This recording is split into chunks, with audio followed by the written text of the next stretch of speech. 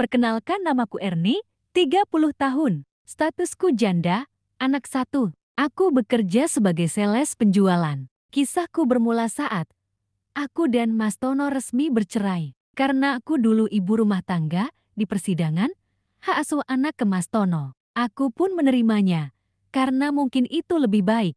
Mas Tono tetap mengizinkanku untuk bertemu Rudi anakku. Meskipun begitu, aku harus berusaha berjuang untuk mencari penghasilan. Aku berharap saat aku nanti punya penghasilan, Rudi akan ikut denganku. Aku mulai sibuk mencari peluang, melamar sana-sini. Setelah 1 bulan, aku dapat panggilan kerja. Aku bekerja di pabrik rokok, tak jauh dari rumahku. Aku bekerja sebagai sales lapangan, menjual rokok dari toko ke toko. Meskipun awalnya aku tak yakin, karena aku tak pandai berjualan. Tapi, aku tetap jalani, buat sementara. Menunggu panggilan lainnya, aku dipasangkan dengan Pak Hendro, 41 tahun. Pak Hendro bertugas membawa mobil dan menurunkan barang. Sedangkan aku fokus menawarkan barang dan negosiasi. Pak Hendro sudah lama kerja di situ. Sudah lebih dari 10 tahun. Dia sudah tahu betul seluk-beluk bekerja seperti ini. Pak Hendro adalah sosok yang ramah dan baik. Dia selalu menjawab dan mengajarkanku tentang caranya menjadi sales. Justru dialah yang banyak menjual produk yang kami bawa itu. Pak Hendro menyuruhku memperhatikan dulu cara dia menawarkan barang. Aku selalu memperhatikannya dan belajar kepadanya. Meskipun dia yang menjual produknya, tapi di data dia menyuruhku untuk tetap memakai namaku sebagai penjualnya. Dia begitu baik dan sederhana. Aku senang bekerja bersamanya. Tapi ada satu hal yang Pak Hendro wanti-wanti kepadaku. Jangan pernah menanyakan atau membawa soal keluarga saat bekerja. Bukan tanpa sebab. Dia bilang kita kerja untuk keluarga. Di tempat kerja kita bahas soal kerjaan saja, begitu di luar jam kerja. Kita boleh membahasnya dan jangan bahas kerja. Semua ada waktunya, agar kita tetap fokus. Aku pun mengangguk, mengikuti arahan darinya. Waktu berjalan begitu cepat, tak terasa aku sudah beberapa bulan kerja di situ. Aku yang awalnya berpikir bahwa ini adalah buat batu loncatan. Aku berubah pikiran, aku betah kerja di sini. Aku menolak panggilan kerja di tempat lain. Aku mulai bisa mengikuti cara kerja di sini, penjualanku juga bagus.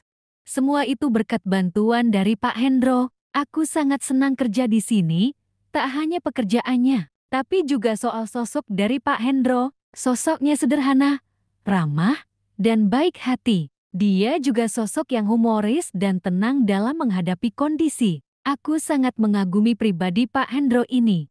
Setiap hari kita menempuh jarak yang jauh, berhenti dari satu toko ke toko lain. Sepanjang jalan Pak Hendro sering bercanda, bahkan hal-hal receh yang kita temui di sepanjang jalan. Hal seperti itu tidak membosankan. Benar kata dia, jika kita tidak menikmati yang ada, kita akan berat. Saat aku merasa ngantuk, Pak Hendro menyuruhku untuk tidur. Jangan memaksakan diri menemaninya membawa mobil. Saat penjualan sudah menyentuh target, Pak Hendro sering mengajakku untuk berhenti di pinggir jalan, sebatas makan atau minum sejenak, untuk membuat kita semangat bekerja kembali. Jangan terlalu berlebihan dalam hal apapun, termasuk mengejar sesuatu. Kalau sudah target tercapai ya sisanya kita buat menyenangkan diri. Kalau belum tercapai, kita berusaha sampai batas usaha kita, ucapnya. Aku pun mengiyakan ucapannya itu. Dia adalah sosok yang selalu membuatku tenang dan nyaman. Makin lama bersamanya, aku makin merasa aneh. Ada rasa yang membuatku selalu bahagia saat bersamanya. Tapi aku tak mau mengutarakan apa yang kurasakan. Aku lebih nyaman seperti ini, tanpa ikatan di antara kita. Tapi aku tetap bisa bersama-sama dengannya terus. Saat itu, kami mendapatkan job dari perusahaan membuka lahan baru. Seperti biasa aku dan Pak Hendro selalu siap menerima tantangan itu. Kami tak tahu medan dan rintangan apa yang kami hadapi di sana. Tapi kami tetap optimis, karena tak hanya tantangan, kami juga akan dapat bonus lumayan. Keesokan harinya kami memulai pekerjaan itu, tempat yang kita tuju lumayan jauh, melewati perkebunan dan hutan. Setelah perjalanan berjam-jam sampailah kami di tempat tujuan kami. kami mulai menjual produk kami dari toko ke toko. Meskipun tak memenuhi target, kami tetap bisa menjual produk kami.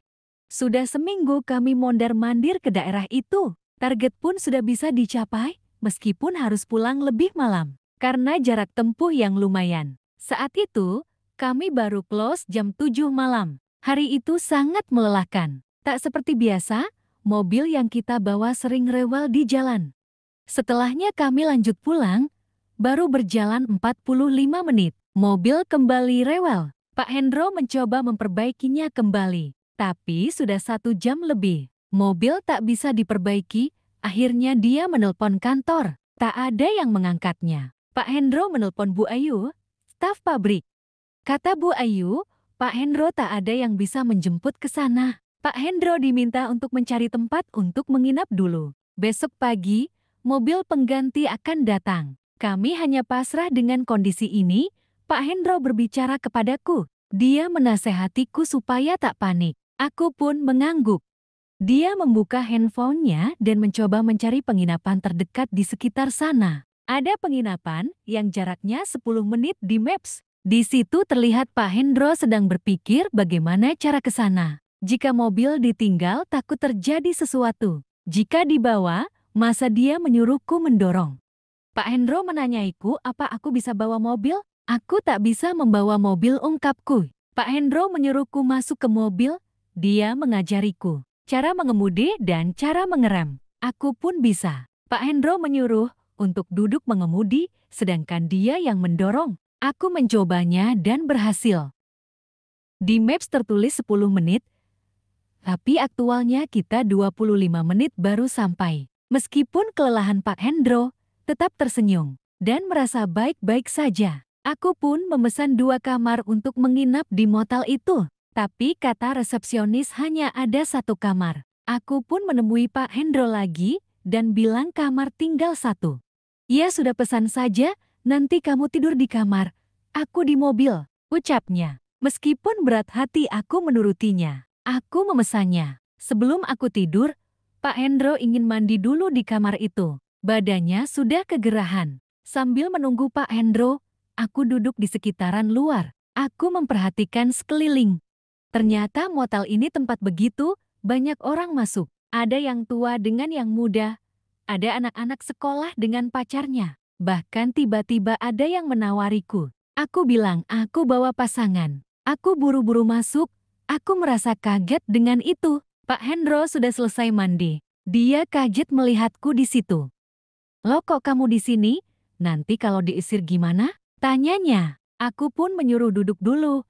Aku menceritakan yang barusan aku lihat dan alami. Dia ketawa-tawa mendengar itu. Seketika tawa itu berhenti. Suasana berubah jadi hening. Kita saling tatap. Tanpa sepatah kata pun terucap. Aku memulai kegiatan kreativitas berkreasiku. Aku memulai menunjukkan skillku dalam membuat kreativitas kreasi. Memulainya dengan perasaan, menciptakan imajinasi dalam kreasi. Kreativitas muncul dengan sendirinya. Kreasi demi kreasi aku ciptakan. Meleburkan semua rasa yang terpendam. Menghasilkan imajinasi dan sensasi yang berbeda. Membawanya ke puncak kreasi tertinggi, meleburkan rasa lelah. Butiran-butiran keringat yang membasahi. Menjadikan sebuah imajinasi dalam berkreativitas kreasi. Keasikan dalam berkreativitas, membuat waktu sangat cepat berlalu.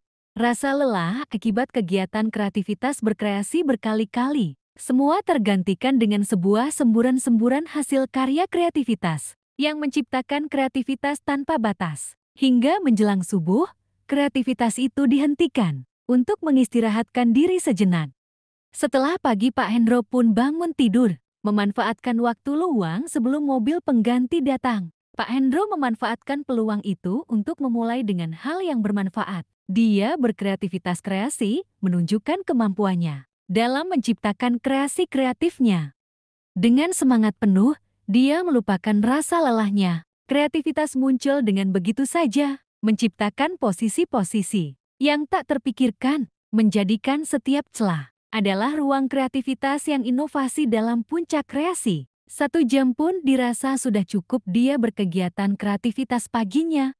Kita sarapan sambil menunggu mobil pengganti datang. Tak lama, mobil pengganti pun datang dengan membawa muatan. Montir dan supirnya memperbaiki mobil, sedang kami melanjutkan tugas kami menjual produk. Hati yang berbunga-bunga dan penuh semangat membuat kami menyelesaikan tugas kami hari ini.